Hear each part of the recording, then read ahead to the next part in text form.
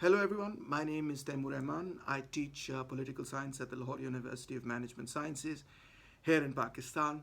I want to start this vlog by appreciating all the people who've written to me recently from Brazil, Canada, the United States, England, and many other countries of the world, Australia, and so on. It was really touching, and I'm really glad to be able to have this dialogue and debate and discussion with all of you from across the world. Please continue to write your comments below or email me if you wish.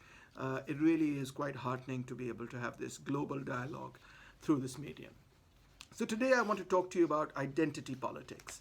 I think you might already be familiar with the term because many of the debates, especially those concerning race and gender, tend to be, and also sexuality, tend to be centered around the concept of identity politics. In fact, identity politics has become so central in many such debates that the layman continues to think, ordinary people sort of think that left-wing politics is essentially identity politics, and identity politics is essentially identical with left-wing politics, but in fact this is not the case. Traditional left-wing politics, was about class politics. Communist parties, socialist parties, left-wing parties would create these mass organizations of working class people, and the idea behind that was that people of all people who of all races, nationalities, languages, etc. will become part of that party and help to overthrow capitalism, or at least reform capitalism. So the whole politics was organized around an ideology, a central idea, a goal, etc. And people of different identities would congregate around that ideology, that policy, those policies, that program, etc., and push that party forward, put their representatives forward, and so on. That's really how both liberal politics as well as left-wing politics have worked. So identity politics came about really in the 1980s, and it was a break from all of this sort of politics. And instead of organizing things or organizing political parties around a structured ideology or a program or some system of ideas, now people organized around certain identities. Those identities were things like age, religion, social class, profession, culture, religion, disability, education, race, ethnicity, language, sex, gender, occupation, sexual orientation, urban or rural habitation, and so on. The term itself was coined in 1978 at the Kumbahi River Collective, and has become quite popular since then. Now, this is the era where, of course, at the national level, neoliberal reforms were being introduced. Reagan and Thatcher came in. That means basically that the welfare state was on the way out. At the same time, the left could not mount any significant challenge to keep the welfare state alive in most of Europe. And the real reason why it couldn't mount this challenge isn't that they were overwhelmed by the conservatives, but it's much more the case that they internally began to dissolve as a consequence of the rise of postmodernism and post-structuralism in the academy at the intellectual level, and the rise of identity politics at the level of the street and at the level of real politics. So identity politics basically does not want to have anything to do with party-based politics whatsoever. In the place of party-based politics, what they want to introduce is identity-based politics, issue-based politics. So we're going to work on, let's say, the question of gender, or the question of race, or the question of sexuality, or the question of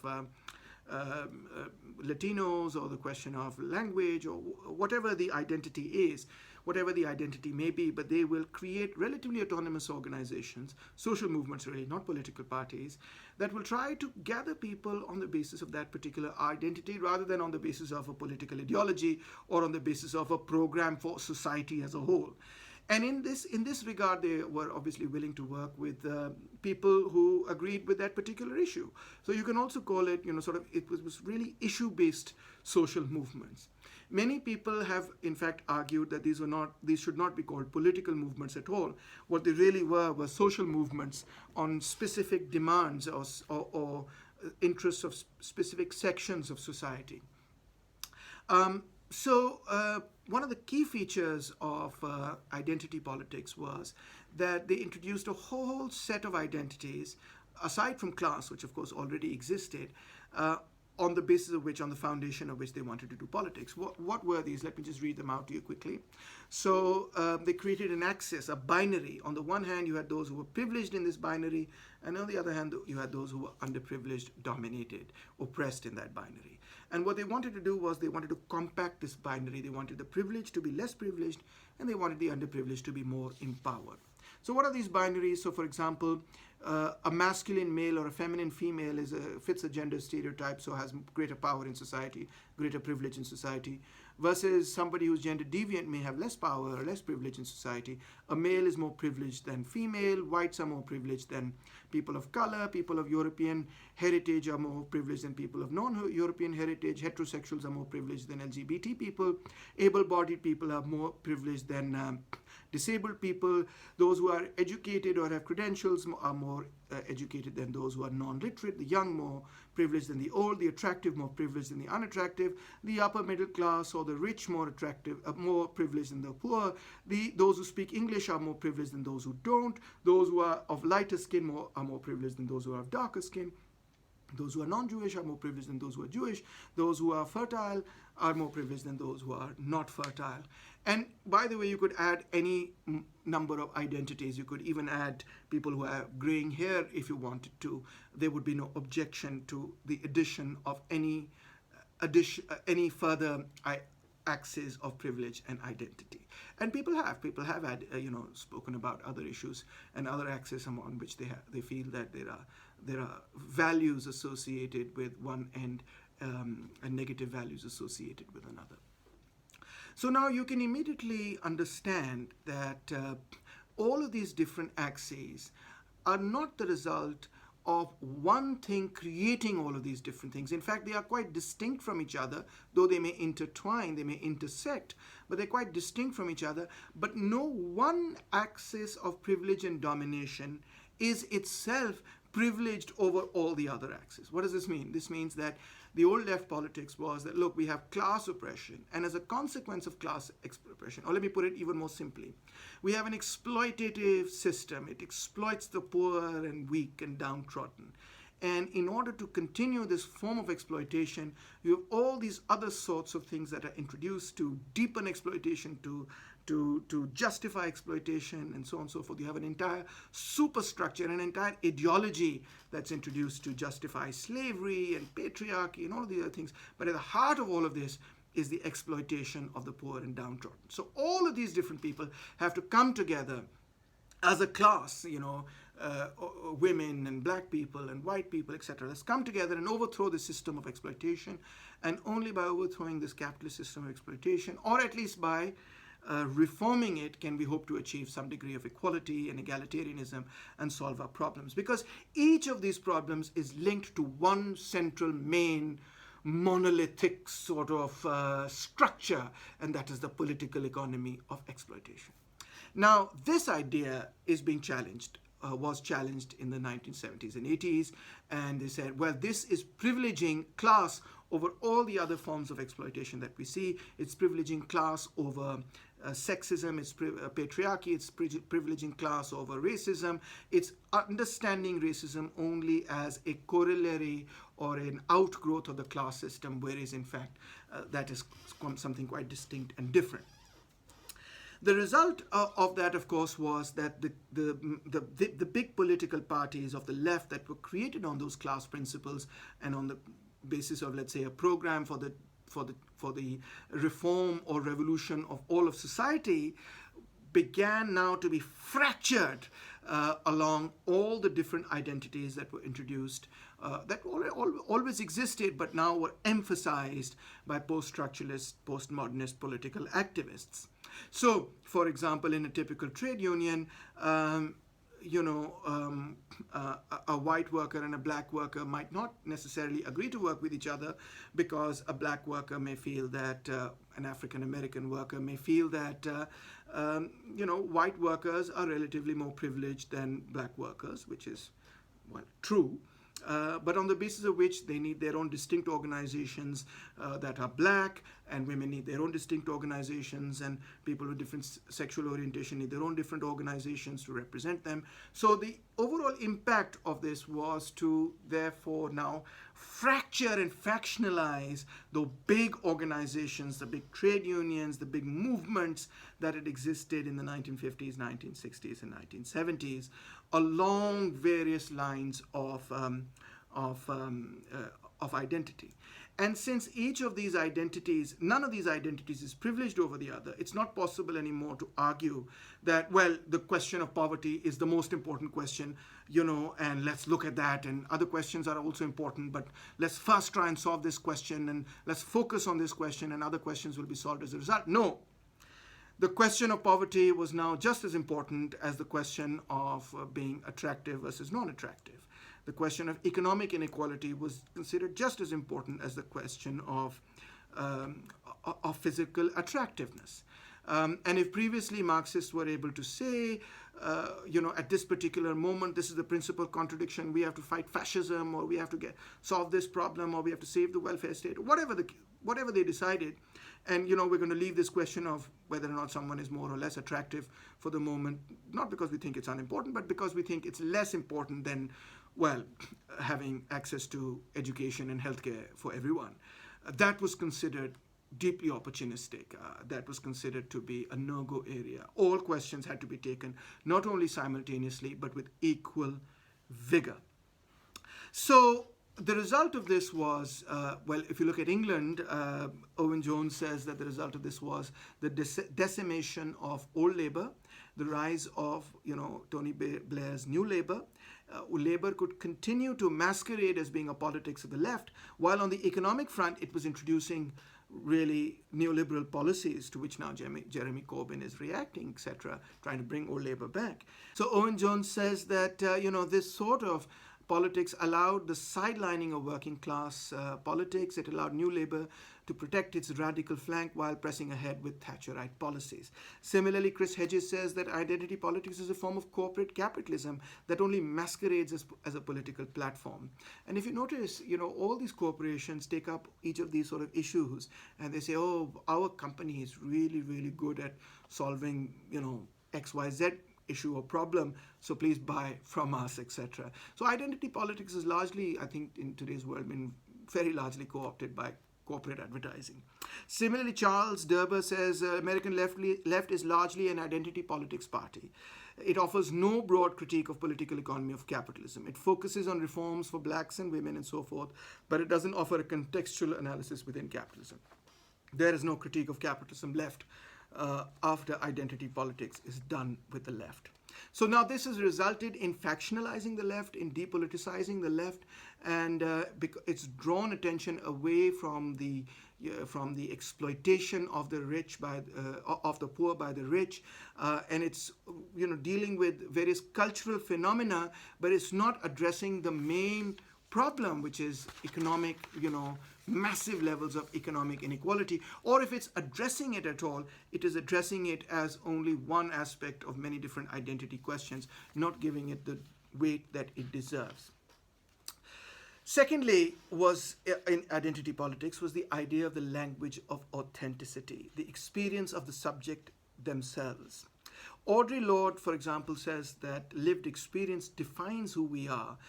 It's the only thing that gives one the authority to speak about that particular subject. If you're not a woman, you should not be speaking about women's rights. If you're not a Pakistani or a Muslim, you should not be speaking about what Pakistanis are going through or what Muslims are going through. Audre Lorde says, if I didn't define myself for myself, I would be crunched into other people's fantasies for me and eaten alive. So now you can see that this is the privileging over a subjective discourse, a subjective narrative, over the old scientific sort of narrative which said, well, this is the data, this is what the data suggests, this is what we ought to do if we want to do good by women, or we want to do good by, we want to fix race relations, etc., etc. Similarly, a very important Indian scholar and academic and activist, Gayatri Spivak, wrote a very famous, influential essay, Can the Subaltern Speak?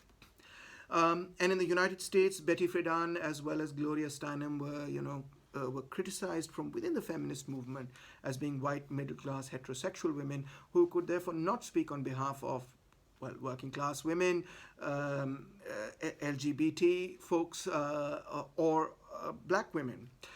Self-representation, the argument was, ought to take priority. And that sounds pretty reasonable if you think about it. I mean, it sounds like something quite commonsensical. But Marxists and socialists argued that identity politics represented the death of the materialist critique, the death of looking at things objectively, scientifically, regardless of who's looking at them. You look at, what does the data, what does the empirical evidence suggest? Nobody has argued that data doesn't exist, but I think those who were strongly in favor of a subjectivist epistemology argued that those who pretend that data exists objectively are in fact masquerading as scientists, hiding their actual biases in the language of science, and that it was in fact very difficult to achieve real pure objectivity in matters that were all basically subjective. Now, Marxists criticized the rise of subjectivism at the epistemological level by arguing, and I think they were right in this regard, that a subjectivist epistemology can very easily be co-opted by right-wing forces, by forces of any political persuasion. It will not necessarily be the case that subjectivist epistemology will lead to an egalitarian society or a more progressive society. So for many people, I mean, it's not just Marxists, many people have written on this, liberals themselves have written on this. Susan Moller-Olkin says, for example, cultural relativism and multiculturalism can sometimes be bad for women because it can also work to preserve patriarchal values in minority cultures. Carol Swain says non-white ethnic pride and an emphasis on racial identity politics is in fact fomenting a white nationalism, and many people have argued that Trump's rise is really nothing other than white nationalist identity politics. Secondly, the criticism is that this can result in a lot of navel gazing. It invites people to look inwards. It causes a sort of narcissism, an obsession of yourself and of your own body rather than looking outwards and looking to how you can connect with society and with other people. It in fact ends up almost in a certain sense isolating you from larger collectivities. If you're in the in-group, let's say you are the subject and you're talking about yourself, there is a contradiction, a self-contradiction between assimilation and separatism. So if the problems of your identity are, let's say, solved and you assimilate into mainstream culture, then you lose that the specificity of your originality. You get assimilated. And if you maintain your identity and therefore separate yourself from society, you can also intellectually ghettoize yourself. Sometimes not just intellectually, but sometimes in reality also ghettoize yourself. So lots of people have written that that this sort of identity politics can actually lead to a perpetuation of marginalization, because you're constantly emphasizing how you are different from other people and from the rest of society. If you're in the in-group on the other hand, if you're now on the out-group on the other hand, there is the contradiction of marginalization versus colonization. So for instance, if you're in the out-group, if you follow what Audre Lorde has said, you should not be speaking about the issues that you haven't subjectively experienced. As a man, should you be speaking about women's rights? No, because you're not a woman. You don't know what women go through subjectively. I don't, and that's very true. So in the out-group, if I don't speak about women's rights, I respect their space to speak about themselves.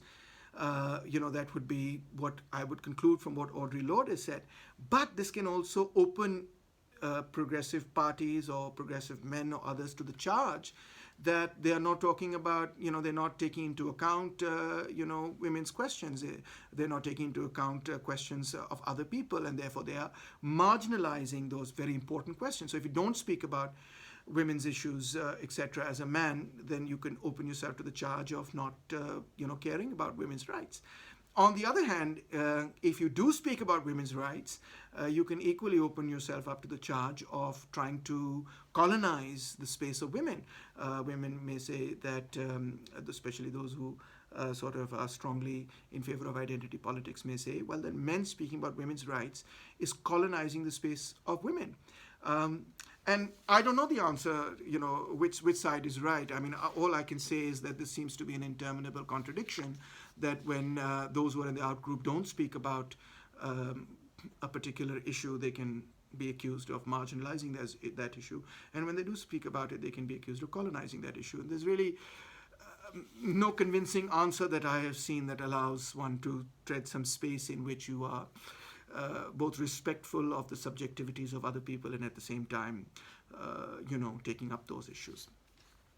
All right, now the third and final aspect of identity politics, which is really the central motif of their politics, is the concept of anti-essentialism and intersectionality.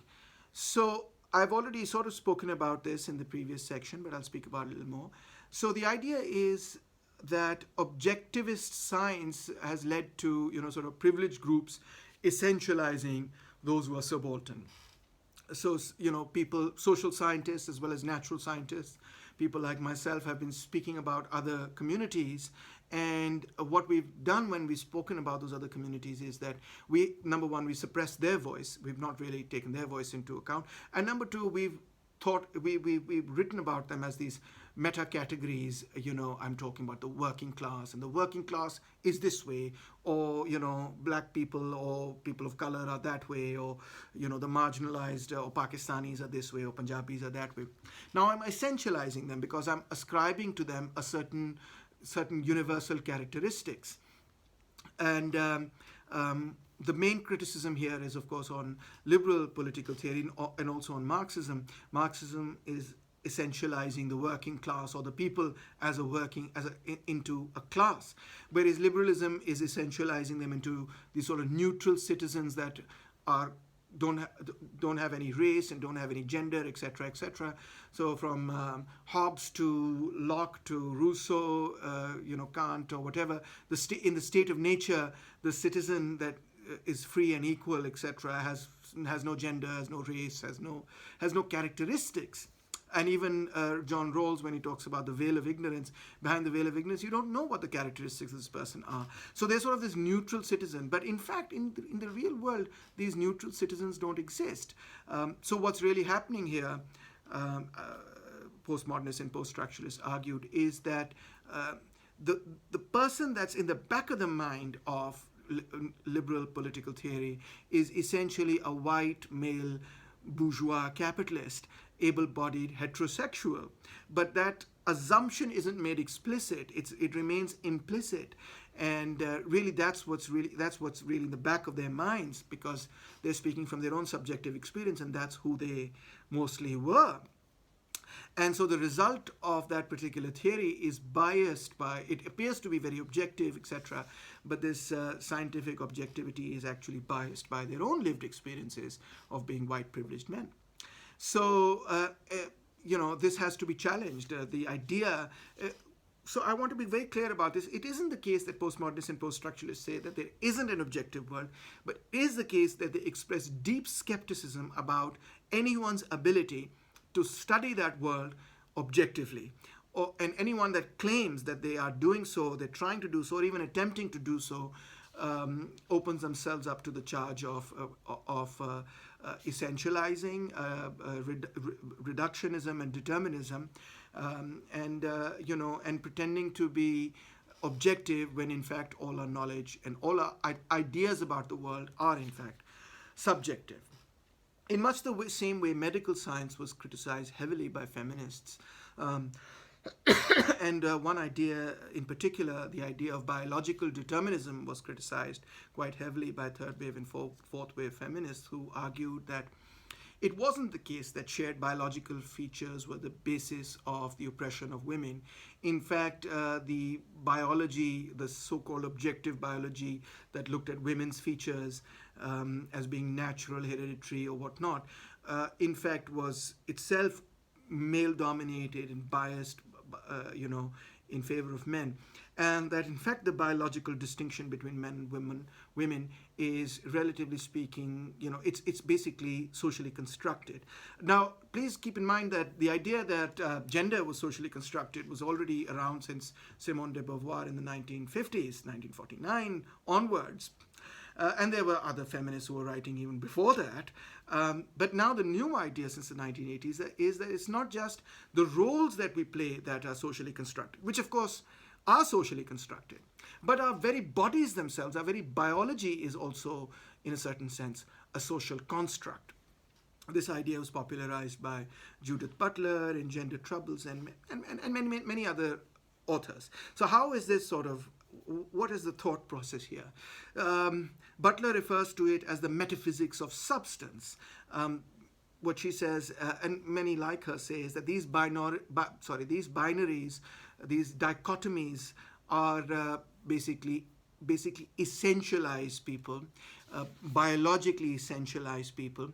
They are hierarchical. They often imply that one is better than the other. Male is better than female. Heterosexual is better than LGBT, etc. And they do so, most importantly, and this is building on Foucault, by masquerading as non-normative, descriptive, natural, and objective and scientific, whereas they are in fact not. And postmodernists argue that there is no single discrete axis of identity, biological or otherwise. There is no person has one singular identity. The formation of a cohesive, discrete subject is really the foundation of social injustice. That's where it all begins. When you create a narrative in which you, in Hegelian terms, otherize someone on the basis of some discrete identity that you have put into this narrative. The subject, in fact, this identity, in fact, is a product of a discourse, of a narrative, of an ideology. And therefore, these sort of generalizations about the subject not only essentialize the subject, but have a disciplinary function. What that means is they try to fit the person into that particular stereotype, into that particular mold. We, in fact, as human beings, not only have multiple identities, we have intersecting identities, and these identities are fluid and move all over the place. Hence, the conclusion from all of this discussion is that it is not a good idea to build movements on the basis of a singular identity. This may sound ironic because we've been talking about identity politics and we've been talking about how postmodernism and post-structuralism give rise to identity politics. But ironically, and this is the great self-contradiction, they also challenge identity politics very openly and explicitly, especially people like Butler, because they consider that identity politics itself is what it seeks to overthrow. It becomes an essentialist doctrine, whereas its foundation originally was to be anti-essentialist. Now, this is a sort of interminable self-contradiction. You cannot get out of this, because the minute you organize a people for a specific goal, even if it's something very, specific, like, reproductive rights or whatnot, you are, in a certain sense, giving them a particular identity, which is it's constituted on an exclusion of other identities, right? So if you're saying we are working for women's rights, women are your identity, they are an identity that has to be formed in opposition to another identity which is non-women, i.e. men or whatnot. Now, you have reproduced that binary that we began to criticize, the essentialist binary that axis that we wanted to compact and destroy.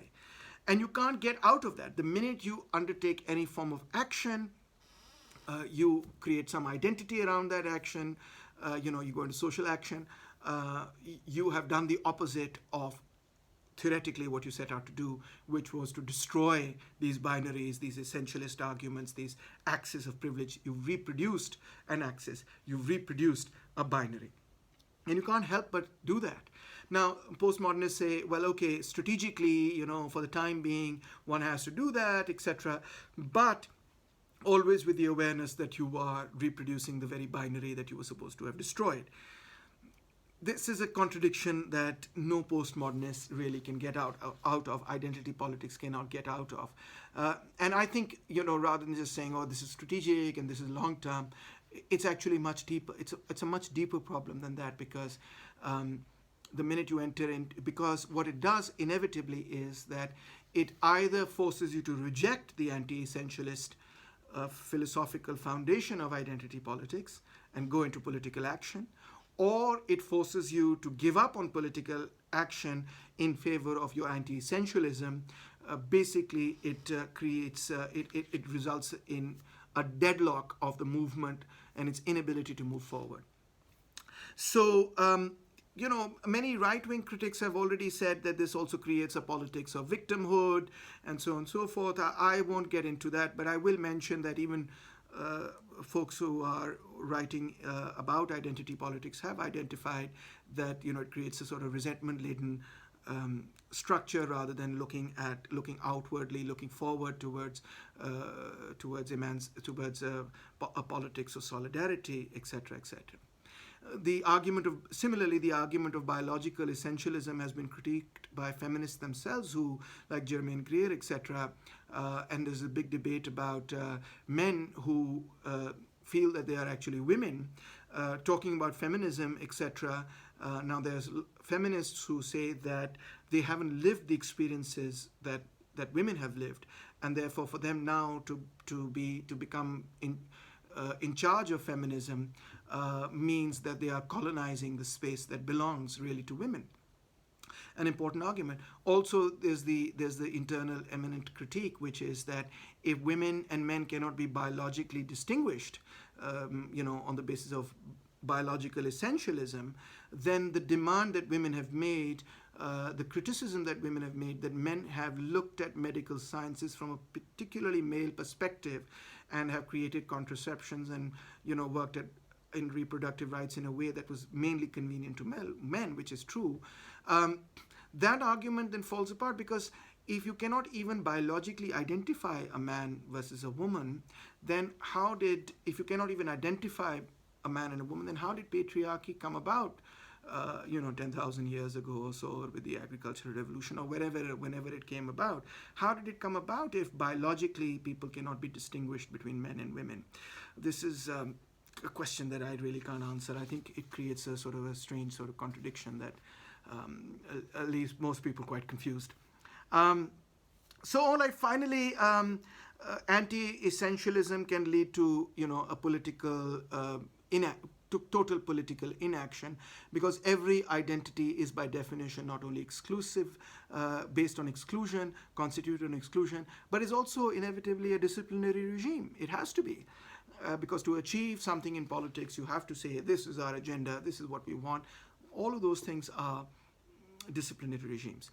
So, to give you one last example, if women wanted to reclaim femininity, or men wanted to reclaim masculinity, reclaiming masculinity or femininity would reproduce the binary of masculine and feminine, which is essentialist and the heart of the problem. So on the one hand, we have an anti-essentialist, subjectivist epistemology and ontology, but on the other hand, we cannot undertake any political action without some essentializing in some identity. This is the self-contradiction. All right, so finally, to conclude, my issue with identity politics is the following. I think identity politics tends to factionalize large collectivities that are necessary to bring about real change. I think it depoliticizes people, because it gives people the impression that you can take up specific issues and create relatively autonomous organizations.